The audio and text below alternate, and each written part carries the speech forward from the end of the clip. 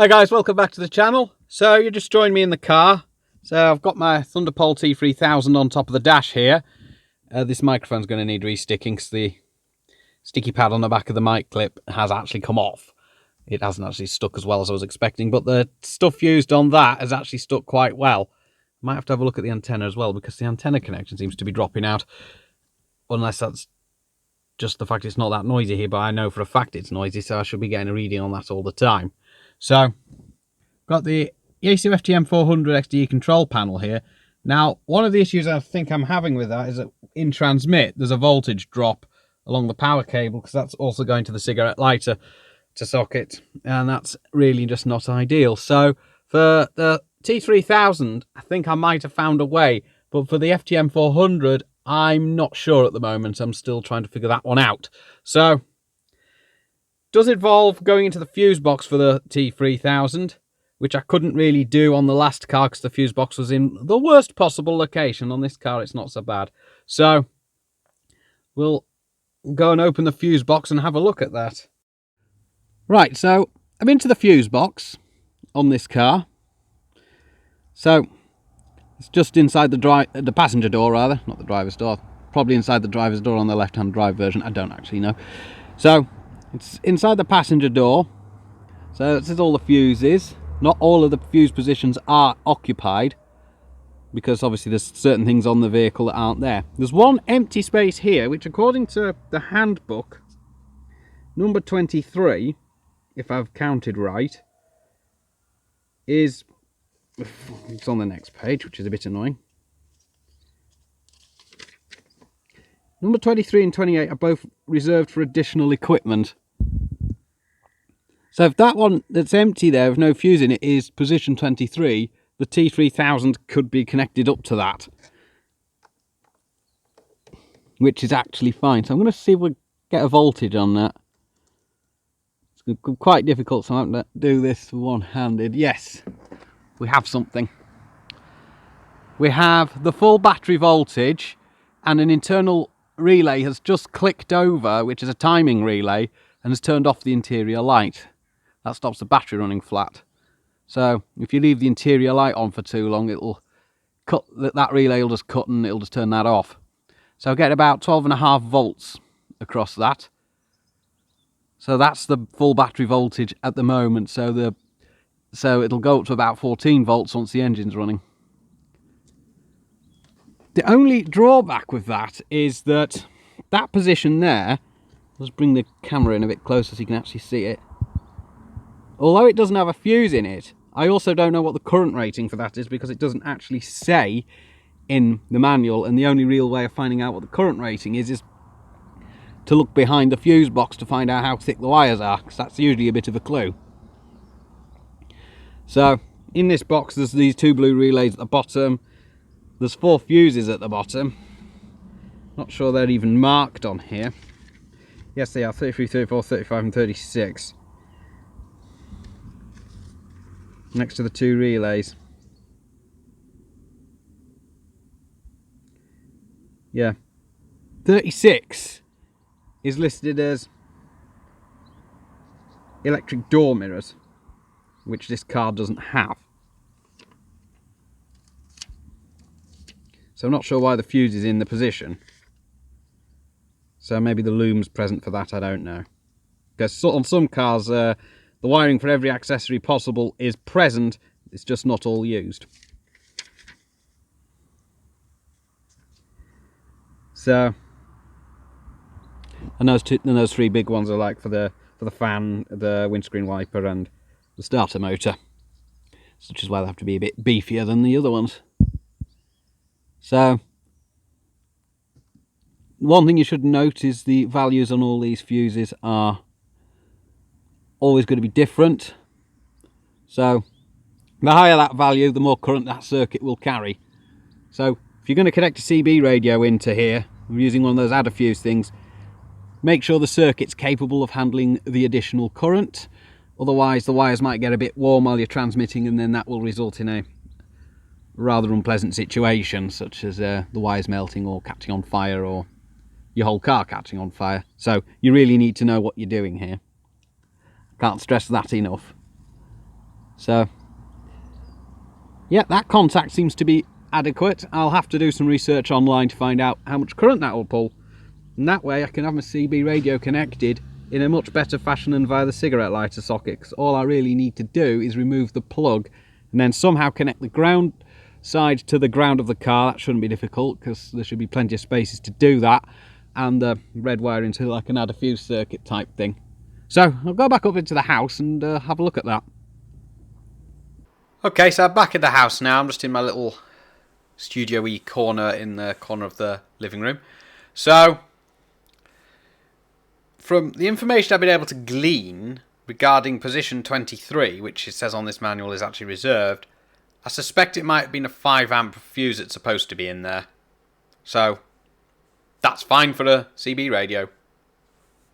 And that is a legal 4 watt CB radio, because they're not going to draw more than 2 amps unless there's something really complicated about them. So first thing we need to look at is the radio's manual, and we're going to do that. So the manual for the T-3000, which is the radio in question. Now, if you don't have a manual for the radio, I'm sure you can actually download one. This was a free download from Thunderpole's website, which is why I've actually managed to put it onto the green screen behind me. So it says the current drain on transmit is maximum of 1800 milliamps, 1.8 amps on transmit. So 3 amp fuse should be adequate. So 800 milliamps standby. That's how much current it'll draw while it's just stood doing nothing. But that's maximum. So, but 800 milliamps is a bit of a lot really for a CB radio. It's a lot. Might drain the battery, might not. I don't know. Depends on how often you actually use your car, and if you remember to turn the CB radio off if you use a permanent 12 volt feed. But it should be okay, because the battery's set at about 12.24, even though my FTM 400 suggests it's a bit lower than that. So there you go. So there is a bit of a voltage drop going on. Not great, but you know. So we know how much current we should be expecting on the radio. So then comes the question, how do we put it in there? So you can't obviously just stuff wires into the socket and expect that to work. That wouldn't be safe, and that might cause a fire. So what we need to do is use something a little bit like that. And that device is an add-a-fuse device. It has the contacts on it that fit in the fuse holder. I'll just bring the mouse cursor down, because the mouse cursor is actually showing on that, which is actually pretty good. So, and then there's positions on it for 2 fuses. One is for the device in which you've removed the fuse for, so the position in the car's fuse box. The other is going out to that red wire, which is a little blue crimp on the end, which you would crimp the red wire. This is the important bit. Red wire from your CB radio, in this case be my Thunderpole T-3000, into there, and then the black wire goes to the chassis somewhere. CB radios are built with a protection diode which would blow the fuse if you connect them the wrong way round. So if you connect it the wrong way round, you'd end up blowing the fuse, and then you'd have to cut the wire off and that crimp off and put a new crimp on, and that's more work than what it's worth. So just remember that if you ever have to do this, like I say, make sure you actually know what you're doing. So according to Halford's website, this device, when I find the blurb, is in fact rated for 20 amps. So I'm just going to move across. It says there 20 amps, just where my shoulder is. I'm not sure if that's come up on the green screen, but it's showing up as being on the green screen from where I can see it. So I'm not going to take that at face value, but it's fine for a CB radio. as long as it's not going to pull too much. And that is a legal 4-watt CB radio. None of these modified 10-meter radios like your Anytone AT5555s, your CRT, SS6900s, those sorts of things. They're not actually CB radios, and they shouldn't be used for it, but people still use them, so there you go. So, like I say, you do actually need to know what you're doing. I do actually have fuses in stock, because I keep mini blade fuses in stock as spares. I'm not sure where they've got to, but I know I have them. So I can actually do the work, but I just need this one part, and obviously a screwdriver to get the plug off the T-3000, which won't take much. So just go over those fuse positions again on my vehicle. On your vehicle this will definitely be different, unless you've got the same car as myself, which is entirely possible, or you've got the Dacia Logan MCV. That has exactly the same fuse box in it. So, if I bring in my second camera, so I have another camera here, because what I can do with that other camera, which is currently locked at the moment, I can put up an inset picture, which we should be ready to do now.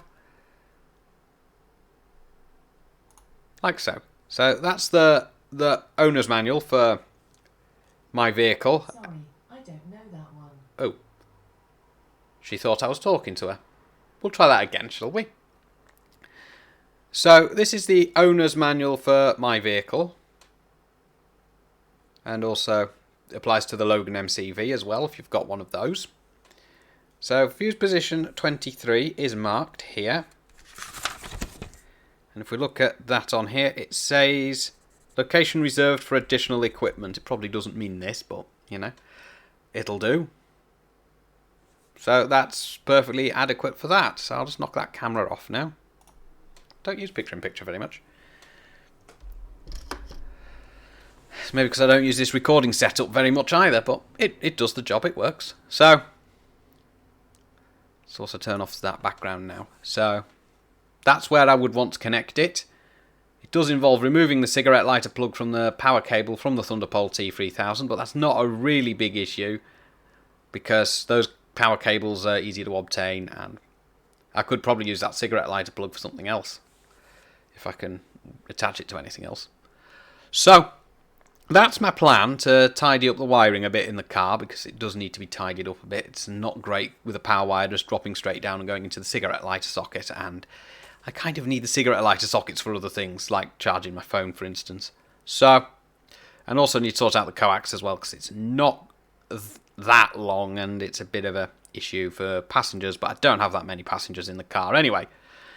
So, Paul, Mike 0, Whiskey November Uniform, or 26 Charlie Tango 730 if you catch me on 11 metres, and PMR 446. So, yeah. So, you can do that yourself if you know what you're doing. I wouldn't advise it if you're not sure. I would suggest speaking to someone who knows more about it than yourself if you don't know what you're doing. For the FTM 400, because it's quite power hungry, I probably will get that somehow connected straight onto the battery. I've just got to find a route into the engine bay suitable to actually run a suitable cable, and I'll also plan how I'm going to do that, but that will also be filmed. So hopefully we can get my installation in the car tidied up. That would be very nice, because it's looking a bit of a mess at the moment, but it's not so messy for the FTM 400 either way, because most of the wires are in a certain place. The control box is under the seat, and the power wire is running to a cigarette lighter socket nearby. So hopefully I can get that sorted out, and hopefully I can get it looking a bit smarter and tidier, and looking as though it's actually been done by a professional. Because it was sort of like that in the last car, but, you know, I left a lot of holes doing that because I screwed it in, but, you know. Not on this car, I don't want to screw anything down to the dash. So, 7.3 for now, and I'll catch you in the next one. Hopefully I'll get a bit more content out, because I haven't been for a while.